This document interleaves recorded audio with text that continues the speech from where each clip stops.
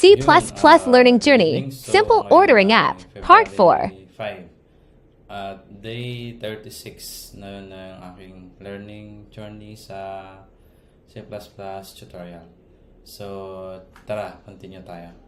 Okay. So, yun. Kahapon natapos ako sa pag-create ng display ng cart. So, though wala siya dito, matik naman na magde-display siya sa kumbaga sa bawat screen nandoon yung display card yan sa bawat loop, so kita siya agad. Okay, so ngayon proceed tayo sa pag-edit na tayo. Tara, ano pa tumpik pa, ano pa yan muna to.